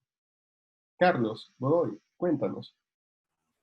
Sí, Luis, bueno, en mi caso, pues yo ayer estuve investigando acerca de herencia, polimorfismo, encapsulamiento, y sí siento que tenía un poco claro los términos y pues había llegado a entenderlo. Creo que por mi parte la confusión fue lo de la interfaz. Lo de la interfaz, implementarle una clase padre y a esa vez unas clases heredar de esta. Entonces creo que ahí es donde al menos yo sí tengo un poco de confusión, pero creo que más que todo, al menos en mi caso, investigar más acerca de las interfaces, porque yo había visto lo de las interfaces, pero ya las clases que la implementaban no heredaban. Entonces creo que ahí es donde, al menos a mí sí me está pasando un poquito. Ah, no, tranquilo, esto es porque yo soy bastante, eh, quise llevarlos a otro nivel, pero creo que los perdí. No, lo que pasa es que, vaya, por ejemplo, para que tú no tengas, digamos, que estar heredando. Bueno, una pregunta que también hace Oscar por aquí, que mi duda es cuándo utilizamos interfaces y cuándo utilizamos herencia. Yo creo que esa es como la mayor duda de todos, de cuándo hacerlo. Como les comentaba, nosotros, si se fijan, con las interfaces lo que comúnmente hacemos es definir acciones o comportamientos sin darle una funcionalidad. O sea, solo decimos, mira, si vos querés ser de este tipo de persona, debes de comportarte así. Mira, si tú quieres ser, por ejemplo, veamos, si tú quieres ser un estudiante privilegiado, un estudiante honorífico, tú tienes que estudiar todos los días. Tú tienes que dedicarle 2 horas a ver los temas que vas a ver en el futuro. Tú tienes que ir a la biblioteca todos los días o tú tienes que estar leyendo posts o apartados o ver videos o ver audio o escuchar audiolibros para poder entender todo lo que te están diciendo. Entonces, así es como nosotros vamos modelando o cuál es el comportamiento de un estudiante estrella. Ojo, eso es lo que debería de ser. Entonces, es como para que tú puedas colocar como una fachada o con un estereotipo, miremoslo así, si lo queremos ver en el punto de vista del ámbito humano, social. Si tú le vas a colocar ese estereotipo a todas las personas, más sin embargo, cuando tú ya las conoces, tú vas viendo que esos estereotipos no siempre van a encajar a la perfección. No sé si se entiende. Es como una plantilla, justamente. Si lo quieren ver así, no quería manejar ese concepto, pero es como una plantilla. Porque al final el concepto de plantilla es que las clases son también una plantilla. De hecho, es lo que se menciona. Las clases son plantillas al final. Entonces, cuando toman vida es que se convierten en objetos. Pero imaginémonos como que si nuestra interfaz se va definiendo como los estereotipos o comportamientos principales o obligatorios, llamémoslos así, comportamientos obligatorios que se debe de tener para cumplir una función específica. Como una fachada o es como una pequeña máscara que te identifica rápidamente por solo tenerla. O una marca que te identifica rápidamente por solo tenerla. Ah, este tipo es estudioso, o sea que ha de ser de los que todos los días se pasa en la biblioteca. ¿Me entiendes? Entonces ahí es a donde nosotros definimos las interfaces. Si te fijas, no hay código programado, pero sí debería, o sí está definido qué es lo que debes de hacer.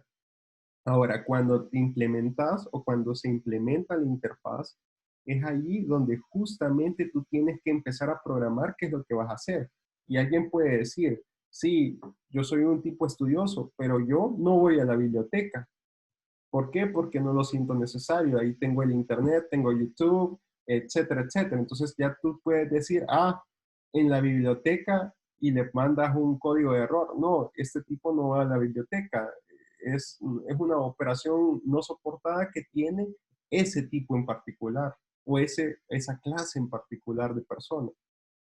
¿Se entiende? Entonces, sin Es, embargo, él sí estudia todos los días. Y es como una característica clave, que sí estudia todos los días. Y es una característica que vas a ver en todos los tipos ejemplares estudiosos, que si tú les empiezas a preguntar a todos los tipos, te dicen, sí, yo estudio. Va a ser raro y que te digan, no, yo no estudio, solo un día antes del parcial leo todo el libro y hago la técnica de que me baño con el libro y listo, y eso es todo. Entonces, eso es como que algo bien raro, ¿verdad? Pero por lo general todos van a estudiar todos los días. No sé si va comprendiendo ese concepto. sí, Luis, sí, creo que lo estoy asimilando al ejercicio que puso en el video. Podríamos decir de que nuestra clase vehículo podría implementar una interfaz donde estén todos los procedimientos de arrancar, frenar y todo esto. Y ya la clase que heredan de motocicleta, bueno, como ya los procedimientos los heredamos en la clase padre de la interfaz, ahí solo los ocupamos. Justamente, excelente, Ah, ok. excelente ejemplo, Carlos. Justamente, yo puedo tener aquí una interfaz vehículo y en la interfaz vehículo yo haberle puesto que solo iba a tener girar, frenar, arrancar y, por ejemplo, moverse. Y cuando yo lo implemente acá en mi clase padre, entonces tener que escribir cómo van a ser cada una de estas interfaces, o cuál va a ser la funcionalidad de cada una de esas comportamientos obligatorios que debo de tener por ser un vehículo. Sin embargo, no lo hice así porque quise detenerme hasta ahí, o sea, no llegarlo hasta ver una interfaz acá, sino que solo quise aplicar los muy conceptos claves, que al final solo son herencia, encapsulamiento, polimorfismo, creo que me falta uno, herencia y abstracción, que fue lo que hicimos desde un inicio con esto, y la abstracción. Entonces, me quise quedar hasta ahí. Sin embargo, ahora sí les enseñé cómo utilizar una interfaz, que nos basamos solamente en los comportamientos. De hecho, aquí podemos poner hasta atributos también, no solo comportamientos, podemos poner atributos obligatorios. Entonces, que un atributo obligatorio podría ser el nombre del vehículo. Quiero ver, perfecto. Nombre. Pero creo que este sí no me va a dejar. De hecho, creo que yo me estoy equivocando. Sí, el protector, veamos. Es que no lo puedo poner como privado, público. Sí, justamente. Y aquí tengo que asignarle directamente, por ejemplo, 2 para hacerlo, pero yo creo que no me deja ponerlo como protegido, ¿sí? Y privado. No sirve de nada ponerlo como privado, sino que es obligatorio ponerlo como público. Entonces solo puedo definir constantes seguramente. Entonces estas constantes, por ejemplo, yo puedo pasar constantes de un lado al otro. Veamos acá, por ejemplo, los tamaños, que son como constantes, y ya puedo definirlas dentro de la interfaz. Acá. Entonces, y aquí ya dentro de la interfaz poderlas utilizar para todo lo demás. Pero por ahí, sí, así justamente. Entonces, como parte de las constantes. Pero justamente, como lo que me comentaba por aquí, veamos, Henry, en efecto, en las interfaces solo podemos utilizar comportamientos y constantes, más no poder definir un atributo sí, una característica o un atributo específico. Solo podemos utilizar constantes. Entonces, esto es algo muy, muy, muy importante que nosotros podamos analizar. De hecho, ni siquiera una constante privada, porque esto nos da error. O sea, no hay ningún significado para qué vamos a utilizar una constante privada si no la vamos a poder utilizar dentro del código. Entonces, por ende, solamente puede ser pública. ¿Ok? Entonces, y es así como vamos nosotros definiendo los comportamientos de la interfaz. Y ya una vez definimos esos comportamientos obligatorios, los implementamos en las clases y si vemos que esas clases empiezan a ser muy repetitivas en el uso que les vamos dando, entonces ahí creamos una clase padre que implemente la interfaz y a partir de ahí, con esa clase padre que implemente la interfaz, implementamos todos los métodos y los demás clases solamente empezamos a utilizar la herencia, extendiendo el objeto videojuego. No sé si hay dudas al respecto. Yo sé que sí van a haber muchas. Creo que me fui muy lejos con esta parte de la implementación acá, pero quizás para dejar todavía un poquito más las bases, utilizamos interfaces para definir comportamientos obligatorios y utilizamos la herencia para heredar funcionalidades. Ojo, heredar funcionalidades que ya están programadas. Entonces son como los genes, que heredamos los genes de nuestros padres. Sin embargo, al heredarlos, nosotros somos personas únicas. O sea que al heredar esos, por así decirlo, esos comportamientos o esos atributos, nosotros los podemos utilizar a nuestro favor dentro de la clase o cambiarlos. Entonces, por ejemplo, si alguien heredó un físico atlético donde puede correr, ¿qué? 20 kilómetros en cuestión de 10 minutos, ¿verdad? Entonces, estoy hablando por hablar, no sé si se puede correr 20 kilómetros en 10 minutos, pero va. Si heredó ese físico, pero no le da el tratamiento, o sea, se queda en el sillón comiendo papas fritas o comiendo, no sé, lo que sea, y no lo trabaja, obviamente ya no va a poder correr. Sí, eso comúnmente hacemos los programadores, pero él ya no va a poder correr esos 20 kilómetros en los 10 minutos, sino que no utilizó la funcionalidad como debería de utilizarla. Entonces, utilizó, probablemente se dedicó a hacer ejercicios de levantamiento de pesas, o sea, ejercicios donde no es válido o ya no es tan oportuno la resistencia o la velocidad que uno pueda correr, sino que es más el aumento muscular. Entonces, él vino y utilizó sus genes de una forma a su conveniencia para hacer levantamiento de pesas y que crezcan los músculos, en vez de utilizarlos para hacer ejercicio de resistencia. ¿Se entiende? Y es así como cada una de las clases le van dando su forma o pueden sobreescribir esos comportamientos o funcionamientos. Entonces, si se va entendiendo, Carlos. Ahora, un poquito más. Sí, la verdad es que sí, Luis. Ahí me aclaró bastante duda. Gracias. De acuerdo, con gusto. Igual, si no se entienden, avísenme. Creo que podemos seguir haciendo estas sesiones más explicativas y la idea es que ustedes lo logren comprender al 100%. Bueno, como les dije, me gustaría escuchar dos comentarios más. Andrea y, digamos, Enrique Ochoa. Hola. Hola, Andrea, cuéntanos. La verdad que me ha parecido bastante, bueno, yo había trabajado con programación orientada a objetos anteriormente, pero igual hay algunas cosas que he visto que yo me quedo como que, wow, no sabía que se podía hacer de esta manera, ¿verdad? Entonces, la verdad que me ha parecido muy, muy interesante, muy buena la clase y sí, ¿verdad? Hay algunas cosas que quizás tengo que practicarlas un poco más para que se me aclaren un poco más, pero en general me ha parecido bastante bien. Excelente, Andrea. Muchas gracias por tus comentarios. Veamos con Enrique. Sí, ha estado interesante, pero yo no sé, quizás un comentario que quizás las interfaces tal vez se comparan más con las clases abstractas, creo yo. Justamente, pero no me quise meter a las clases abstractas por ese tema. Si tú ya conoces las clases abstractas y las empiezas a implementar, ¿te imaginas? Si ahorita tenemos como que un poquito de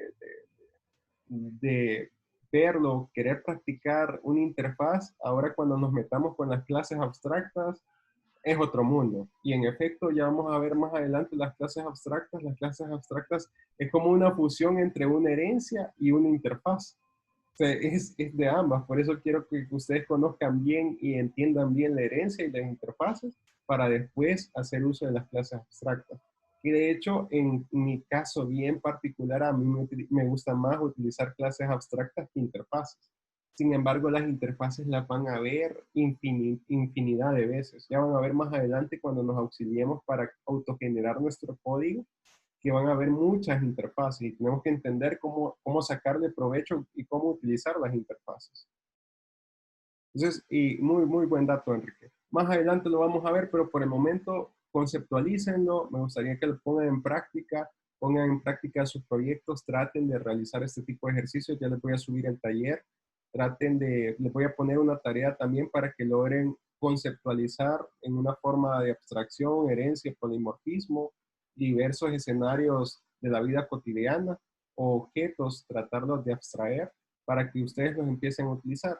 Traten de utilizarlos en NUM. Yo cuando empecé a programar, al año de programar, empecé a saber qué significaba un NUM. Nunca lo había conocido. Ya tenía un año, quizás un año y medio de estar programando y yo ni idea que existían los enum, hasta que en un código un compañero del trabajo lo utilizó y yo me quedé, ¿y esto para qué lo utilizas? Ah, es un enum. y un enum para qué se usa. Y se me quedó viendo así como, y que no sabes y ya estás programando, ¿verdad? Entonces, y ya cuando me metí, me explicó y me dijo cómo lo utilizaba y cómo se podría utilizar o para qué caso se podría utilizar, créanme que después enamorado, yo programando solo con enums, ya rara vez utilizaba constantes. Entonces, se hace el código más legible, más bonito, y así sucesivamente ustedes pueden seguir programando con enums. Listo, señor. Nos quedamos hasta aquí, no les quito más el tiempo. Pasen una feliz tarde, buen provecho para los que van a almorzar. Y ya les voy a dejar la tarea para que logren practicar un poquito más estos conceptos. Muchas gracias, Luis. Feliz tarde. Feliz tarde, Luis. Gracias. Gracias, Luis. Una preguntita nada más, nada que ver con lo de lo de este tema, ¿verdad? Pero quería saber si se ha sabido algo acerca de hacer estas clases presenciales, ahora que se ha cambiado lo de la cuarentena. Fíjate ¿O que no se ha discutido aún? todavía no se ha discutido, pero yo te soy honesto, estoy un poquito en contra de que sea presencial. ¿Por qué? Porque ahorita está como la parte más delicada de la pandemia. Ajá. Y quieras o no, es un riesgo bastante grande que si nos vamos a un lugar encerrado y Dios no quiera y yo tenga por algún motivo el virus, o sea, a mí se me va a hacer muy complicado estarles conversando a ustedes, estar con mascarilla, respirando mi aire, o sea, mi CO2, mi dióxido de carbono. Entonces va a ser fatal. No sé, no lo sentiría como en mi punto de vista, ni tampoco el riesgo que ustedes podrían tener al momento de llegar a presentarse a un lugar físico y el aire acondicionado circulando, no sabemos qué otras personas han estado ahí. Entonces yo honestamente no soy partidario todavía de la clase presencial. Esto es algo que posiblemente se pueda ver más adelante.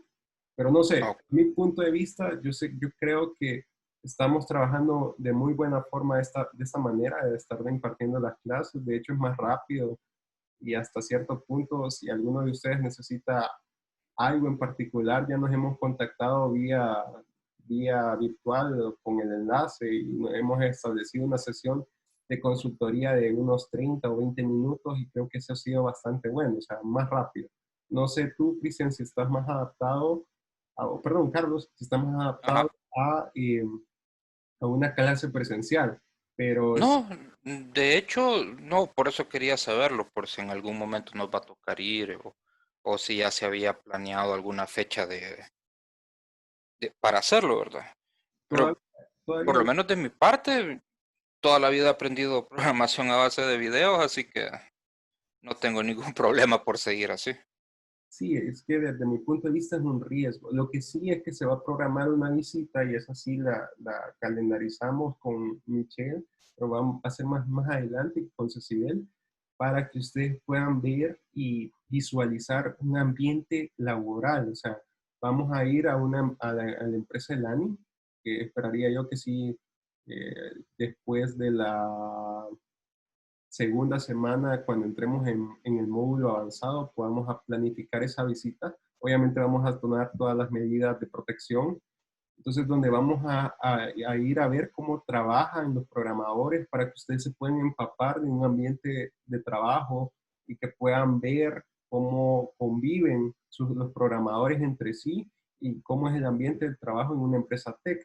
Que vas a ver videojuegos por todas partes, vas a ver un ambiente bastante colaborativo, vas a ver salas de reuniones, espacios abiertos, zonas donde te van a permitir dar tu opinión y compartir con los demás ideas que tienes, ideas disruptivas, ideas de innovación. Entonces, es un ambiente laboral bastante bonito en las empresas tech de tecnología y pues vamos a programar esa visita, pero yo esperaría que fuera más como una visita más que una clase.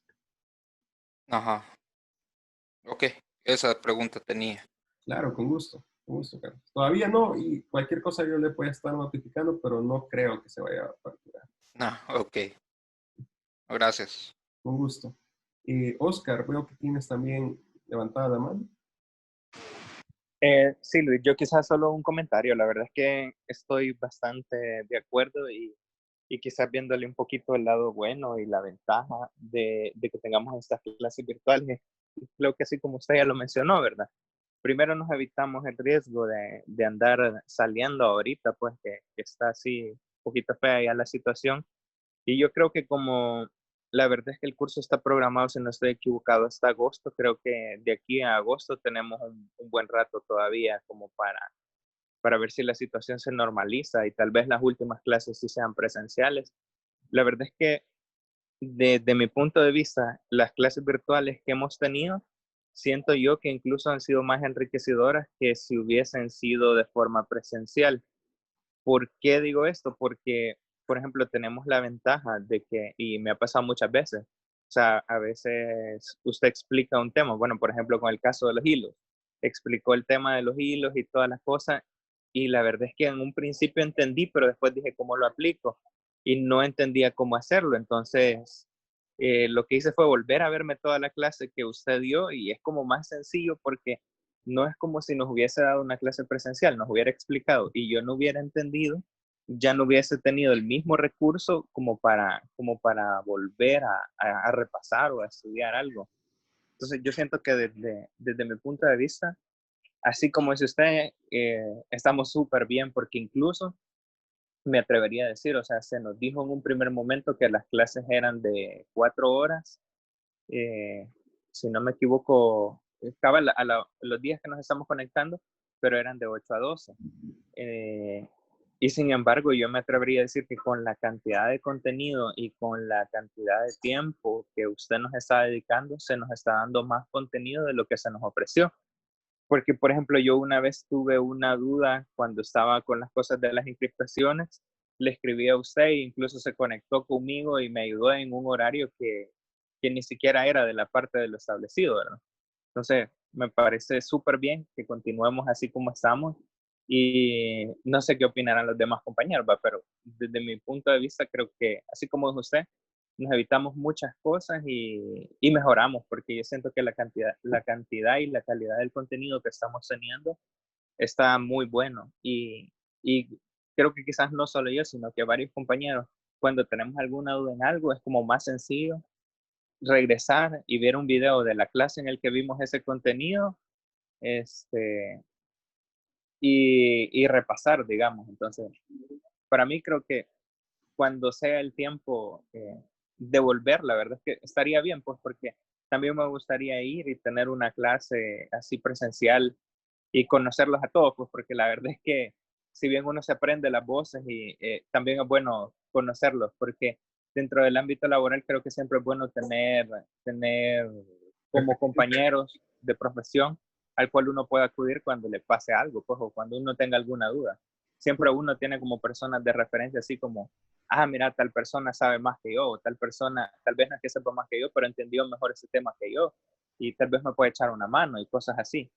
Entonces, esa sería como mi opinión. De acuerdo, Oscar, ¿no? Definitivo. Creo que varios de tus compañeros están alineados. De hecho, ahí te están ofreciendo una Coca-Cola y un chori cuando te vean. Entonces, sí, estamos alineados y poco a poco vamos a ir viendo. Definitivo que va a haber una clase presencial, de eso no lo duden, o una convivencia, llamémoslo así, en la que vamos a ir a ver las instalaciones, cómo conviven los programadores, porque no es igual a que uno le digan, mira, estas personas conviven así, o mira, sí, al mediodía te dejan jugar videojuegos para que te relajes, como parte de los tips para que medio te despejes tu mente y que puedas programar mejor. Entonces, uno nunca toma ese, ¿será cierto? O realmente eso será así en todas las empresas, hasta que uno realmente va a las empresas. Ojo, no en todas las empresas son así. Son pocas las que ya están implementando en las empresas tech esa metodología de tratar de motivar la creatividad de sus colaboradores, ¿verdad? Tratar de inspirarlos y generar esa conciencia creativa. Entonces, en la gran mayoría de las empresas tech ya se está implementando, en otras rara vez se toma en cuenta. Entonces, pero ahí es como para que ustedes conozcan que la idea de BitLab La idea de Ecotechnologies, la idea de Learning es justamente que ustedes vayan conviviendo y vayan aprendiendo acerca del mundo laboral y cómo funcionan las empresas tech y cómo y que se visualicen como programadores en un futuro, ya con su primer empleo y que con desarrollos que tengan que desempeñar cargos muy importantes en las empresas tech. Así que, listo, Oscar. No sé si alguien más quiere opinar. Por ahí vi varias manos que estaban levantadas y después ya no. No sé si alguien más quiere dar su opinión. No, entonces estamos claros. Y bueno, estamos, cualquier tema estamos disponibles. Hola, Juan. Hola. Hola. Sí, te escuchamos. Permítame, es que casi no se escucha. No. Espérame, voy por los audífonos. Pésame estos.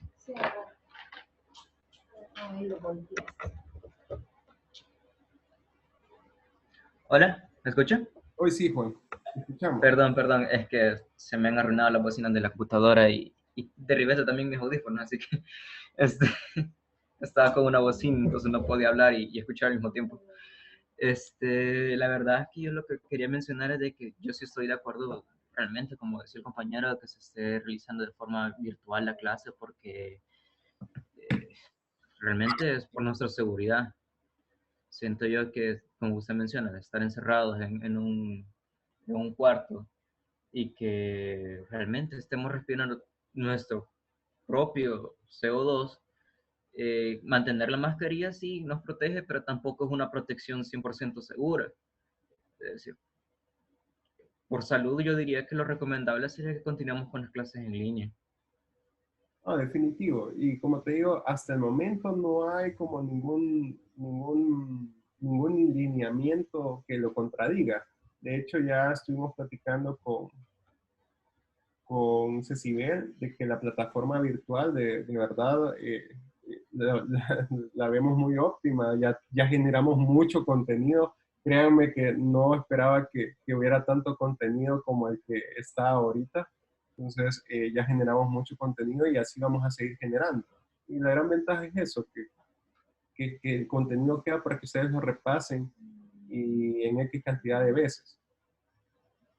Sí, voy a poder reutilizar, eso es otro de los beneficios, pero más que reutilizar, yo creo que también ustedes pueden como poder compartirlo a sus amigos o a algún familiar y eso es algo que también se valora, ¿verdad?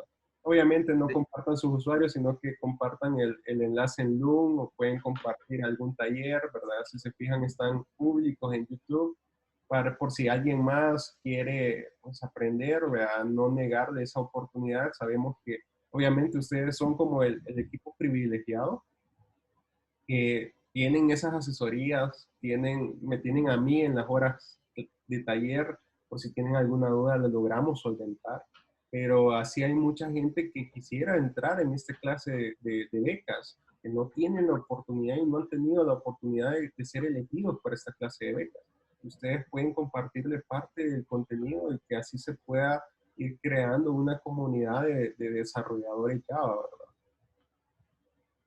De hecho, hablando al respecto, perdone que lo mencione, yo todavía estoy repasando todavía algunos de los temas anteriores porque no he tenido el tiempo necesario, ¿verdad?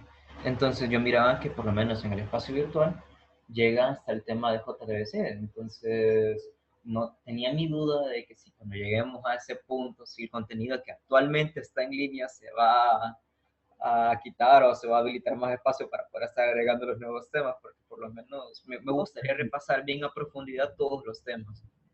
Tranquilo, no te preocupes que el contenido va a estar ahí. Yo simplemente voy a crear otros niveles adicionales para seguir colocando el demás contenido, pero no te preocupes, no se va a eliminar nada de lo que está ahí.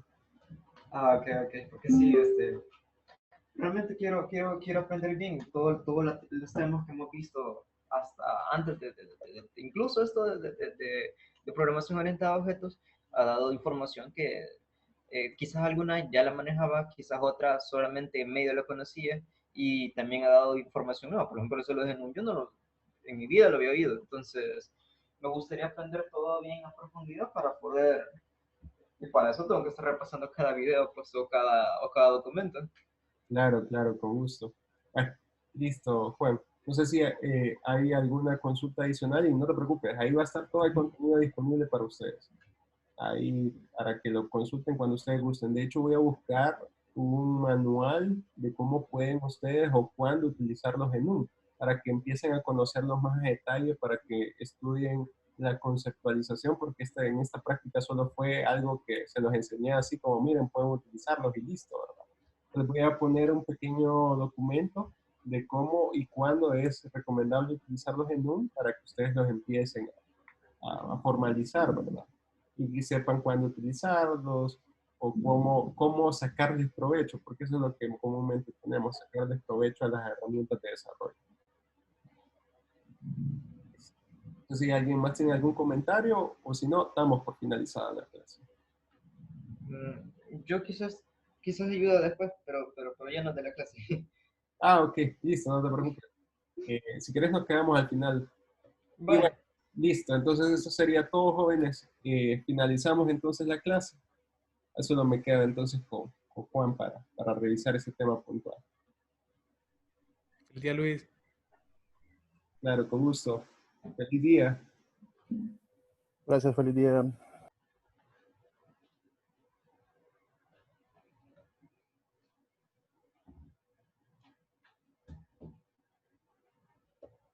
Listo, Juan, coméntame.